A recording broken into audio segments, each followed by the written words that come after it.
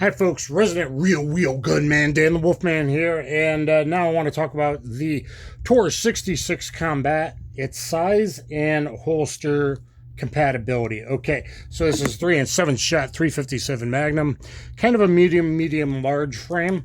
We are clear and empty. Here it is compared to my excellent TAURUS 692, who's been doing great for like 6 years now. It's kind of the same, but a little different. At least visually, it seems like the top strap is thicker. We have different lines. This kind of scoops down in the back towards the hammer here.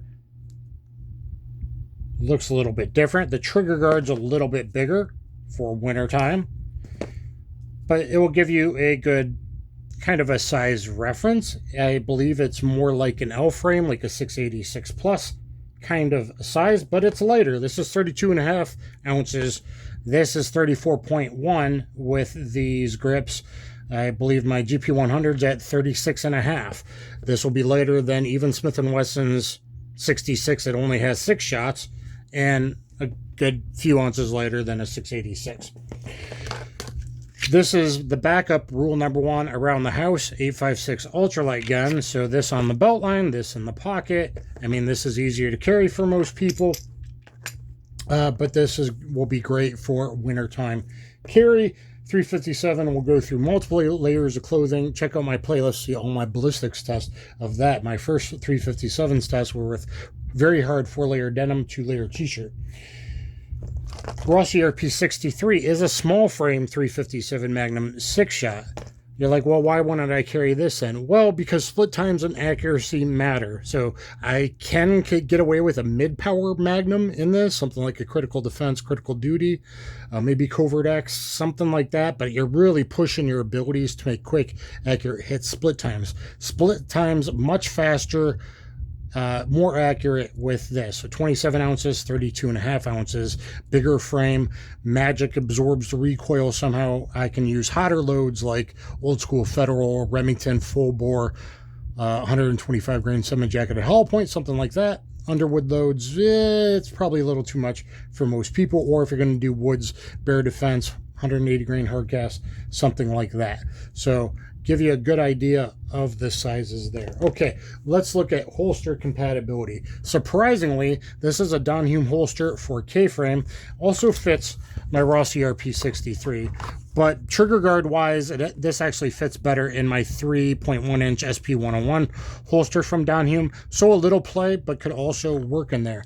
Now, surprisingly, it worked out really good in this because this is already a worn-in holster. I have one for my left side, not worn in, absolutely does not fit in the same holster on the left side because it's not broken in yet. But it fits pretty good. It's very tight to the body, kind of high ride, so good for concealment. My draws were a little slow with this outside waistband, but it does actually work in there. So if you want tight and concealment, that works good. Surprisingly, this is for a GP100 or L-frame, I guess. So yeah, L-frame's going to work. This says L-frame from Donhum again. Did a couple draws of that with a big revolver. My draws from outside the waistband are better. But if you're inside waistband, something like that certainly works. And, you know, I got a lot of Donhum holsters. Really love them. Next up on the range, a lot of times you'll see me use this Bianchi 111 Cyclone. I do have a review of this. If you wanted a thumb strap over, you could do so. I would probably have faster draws on this, but I feel like it's not as close to my body. This is more outdoorsy. We'll see. Next time at the range, maybe I'll use this. I bet I would have faster draws, but it's not as concealed and retention if you got in a CQB grapple. Good old-fashioned fisticuff fist fights. Get combatants in street jiu-jitsu on BJJ Fanatics. Look at my playlist if you want to learn how to fight all things martial arts. There we go. I haven't really even tried it yet in this DeSantis. What's this one? Thumb break scabbard. Oh, because it puts it at a cant. I know a lot of guys carry big revolvers at like 330 with a cant. It's never been my thing. You got to flare your elbow out. It telegraphs your draw more, and that could be the difference on a slow draw to winning or also getting a shot and failing. But if that was your thing, and I've never used the strap, the thumb strap. I don't use thumb straps, but that would work as well, but that's at a cant. So you can definitely find holsters. I think basically if you go with a 686 holster, 3-inch, this will most likely fit in it, and different leather holsters. As you saw, I kind of like how nice and tight that is there with the Don Hume.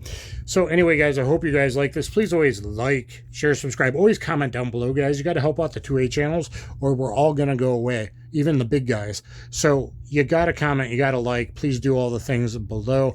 And make sure to check out my multiple videos coming up on this. I'm going to do a tabletop with B-roll footage and all kinds of cool stuff. Not really a tabletop, but talking to you, putting all the footage in, and then the full range review. And in the future, I'll probably do my 25-round realistic CCW test with it, comparing with magnums or 38 plus P. Ran a lot of defensive ammo through this, and boy, this thing is the perfect packing ultimate carry combat magnum there is. Catch you guys on the next one. Kaboom.